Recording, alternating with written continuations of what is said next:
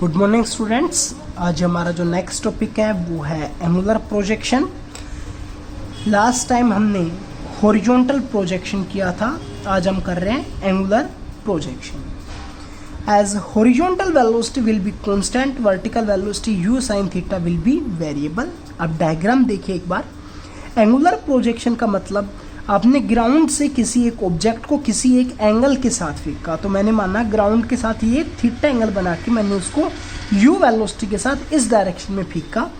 तो u को अगर हम कंपोनेंट में तोड़ते हैं तो इधर हो जाता है u cos थीटा और इधर हो जाता है u sin थीटा।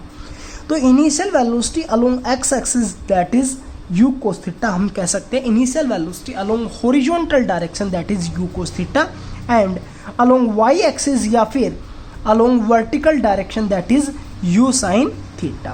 जब हम ऑब्जेक्ट को इस डायरेक्शन में फेंक रहे हैं तो जब ऑब्जेक्ट यहाँ से ऐसे पाथ फॉलो करते हुए जाएगा तो यहाँ तक जाएगा जब तक उसका एक्सेलरेशन ड्यू टू ग्रेविटी क्या होगा, अपवर्ड जा रहा है। अपवर्ड के अंदर जाएगा तो एक्सेलरेशन ड्यू टू ग्रेविटी की वैल्यू क्या होती है, -g होती है।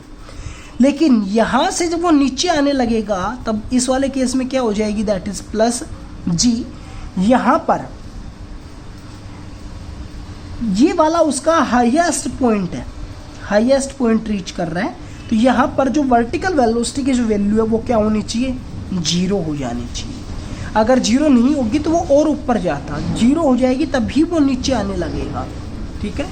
और जो हॉरिजॉन्टल वेलोसिटी है u cos थीटा वो इस पूरे सिस्टम के अंदर क्या है, कांस्टेंट है।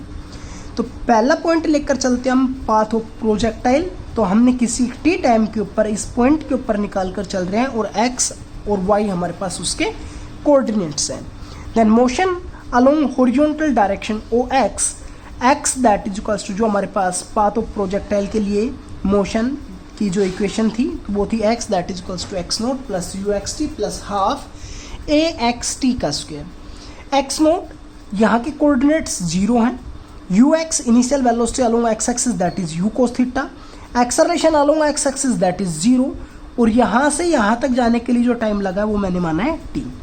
इन सभी की वैल्यू अगर हम यहाँ पर पुट करते हैं तो क्या बन जाएगा, x that is equals to 0 plus u cos theta into t plus half ax की जगह पर 0 इंटू t का स्क्वायर। ये वाली वैल्यू हो गई टोटल 0, तो क्या बच गया x that is equals to u cos theta into t और t that is equals to x by u cos theta. अब निकाल रहे हैं मोशन अलोंग वर्टिकल डायरेक्शन यानी कि along y axis, then y that is equals to y0 plus uyt plus half ay t का square.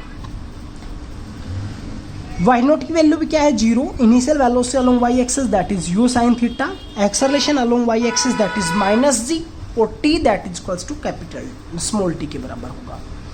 सभी की value put करते हैं तो हमारे पास बनता है 0 plus u sin theta into T plus half -g into T का square, then u sin theta into T, ये वाला माइनस मैंने आगे लिखा तो -हाफ gt का स्क्वायर। जो हमारे पास t की वैल्यू पीछे x by u cos theta आई थी वो हम यहाँ पर और यहाँ पर पुट करते हैं तो हमारे पास बन जाता है u sin थीटा t की जगह पर x by u cos theta minus half g t का square means x by u cos theta का स्क्वायर। अब देखो u से u कैंसिल हो गया, sin theta by cos theta that is tan theta, और आगे क्या बच रहा है x, then x tan theta minus half g x का स्क्वायर, और नीचे क्या बच गया, इसका स्क्वायर करेंगे तो u का स्क्वायर cos स्क्वायर थीटा। अब देखो ये हमारे पास कैसे इक्वेशन बन गई, directly proportional to X square, और directly proportional to X square किसकी जनरल इक्वेशन होती है, that is equation of parabola. Then time of flight हमारे पास क्या आता है, जो हमने लास्ट टॉपिक के अंदर भी किया था कि जो दोबारा से ग्राउंड को स्ट्राइक करवाने के अंदर जितना भी टाइम लगेगा वो हमारे पास क्या हो जाएगा, टाइम ऑफ फ्लाइट होगा। देखो इस डायग्राम से यहाँ से यहाँ तक जब वो ऑब्जेक्ट पहुँचेगा तो जितना टाइम वो एयर के अंदर प्रेजेंट था तो ये क्या कहलाएगा, टाइम ऑफ फ्लाइट। ये वाला जो पॉइंट है ये वाला मैक्सिमम हाइट अटेन की है, तो यहाँ से लेकर यहाँ तक का जो टाइम लगता है उसको बोलते हैं टाइम ऑफ एसेंट, और यहाँ से लेकर यहाँ तक का जो टाइम लगता है इसको बोलते हैं टाइम ऑफ डिसेंट। ये दोनों टाइम्स इक्वल होंगे तो हम इनको t और t से ही रिप्रेजेंटेशन करेंगे, स्मॉल t से। और टाइम ऑफ फ्लाइट को हम कैपिटल T से रिप्रेजेंटेशन करते हैं, तो ये वाला तो हो गया टाइम ऑफ फ्लाइट यानी कि capital T, that is equals to ये वाला स्मॉल t प्लस ये वाला टाइम भी स्मॉल t। तो यहाँ पर टाइम ऑफ एसेंट और डिसेंट की मैंने डेफिनेशन लिखी हुई है, इनको नोट कर लेना। और टाइम ऑफ एसेंट और डिसेंट बराबर होते हैं, then time of flight capital T that is equals to small t plus small t that is equals to 2t और small t that is equals to t/2। At point H the component of vertical velocity is 0, मैंने starting के अंदर ही बताया। तो हम क्या लिख सकते हैं, uy that is equals to vy that is equals to uy plus ay t। Final velocity 0 हो जानी चाहिए, इनिशियल वेलोसिटी क्या थी u sin theta into ay minus g चल रहा है और टाइम t/2 चल रहा है। तो अगर हम यहाँ पर इस टर्म को इधर लेके जाएंगे तो ये हो जाएगी प्लस की, यानी कि gt/2 that is equals to u को साइन थीटा और gt that is equals to 2 को इधर भेज देंगे तो क्या हो जाएगा 2u साइन थीटा और t that is equals to 2u sine theta by g। अब जो हमारे पास ये वाली जो मैक्सिमम हाइट अटेन है, ये वाली निकालने जा रहे हैं, तो हम इसको रिप्रेजेंटेशन करते हैं स्मॉल h से। इसको हम क्या बोलेंगे, maximum height. It is the maximum vertical height attained by the object above the point of projection during its flight. It is denoted by small h. तो ये वर्टिकल वेलोसिटी के अलोंग है, तो यहाँ पर जो हमारे पास y एक्सिस वाली जो इक्वेशन होगी वो इक्वेशन पुट की जाएगी।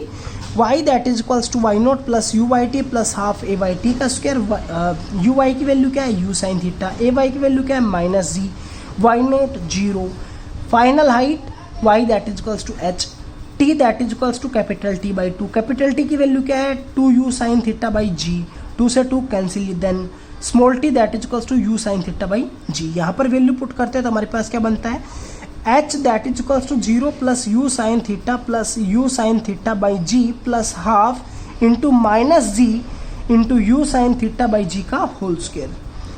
देखो u इंटू u का square divided by g, sine theta into sine theta sine square theta, minus ये वाला मैंने आगे लिखा हाफ। अब देखो u का स्क्वायर साइन स्क्वायर थीटा। अब देखो एक तो g यहाँ पर बच गया ऊपर और नीचे आएगा g स्क्वायर, तो एक g से एक g कैंसिल, तो नीचे एक g बच गया। अब देखो ये टर्म सेम है, अगर इसको मैं कॉमन ले लेता हूँ पूरी टर्म को, तो पूरी टर्म को देखो u square sine square theta by g minus में half u square sine square theta by g। तो u square sine square theta common ले लेंगे तो क्या हो जाएगा 1 minus 1/2 that is equals to 1/2 u square sine square theta by g। इसको हम लिख सकते हैं h that is equals to u square sine square theta by 2g।